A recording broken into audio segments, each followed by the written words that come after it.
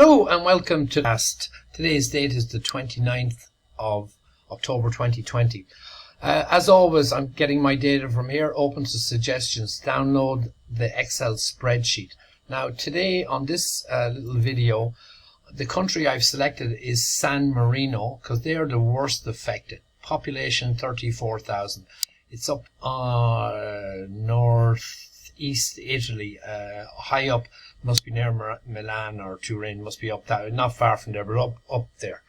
So I think it's a rich little province, and they probably have tax and duty free. I'm not so sure. I've never been there, but they're the worst officially affected. So I'm going to look at their numbers. So I've downloaded the Excel spreadsheet.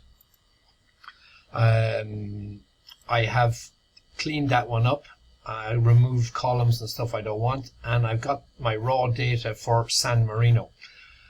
By date, population, cases and deaths from the 1st of March. I am now going to try to put that into a graph.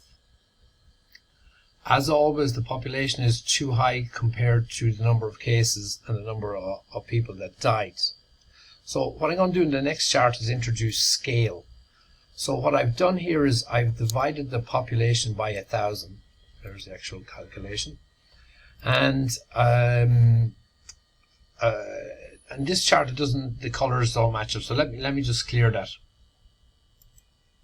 Here we go. So this is COVID-19 in San Marino, but drawn to scale of 1/1000. So as always, I need to explain this because you won't understand the hoax that COVID-19 is unless you understand this.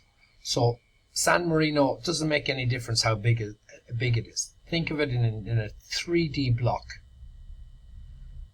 Split that block into 1,000 equal pieces. Remove 999 parts of this. They are not affected in any way. There's no COVID-19 anywhere. There's nothing there. Now we have one very small block left, which is 1/1000 here. That's what we're talking about, scale. There is nothing. So all these very, very small cases here in black, including comorbidities, is in that last one tiny bit. Now, just to give it a little bit of other scale, if the number of people that had died was 5 times higher. So just to say, there's still nothing. The way it was, and we even had a day where they had to remove some of the cases. They just over tested. Now, as always, these are the cases with comorbidities, 97%. So on the next chart, I'm going to remove them, and in all the other charts, I can see it around here. This 1st or 2nd of April,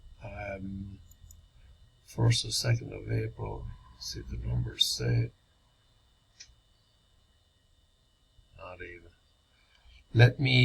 It's so small, I just can't see anything.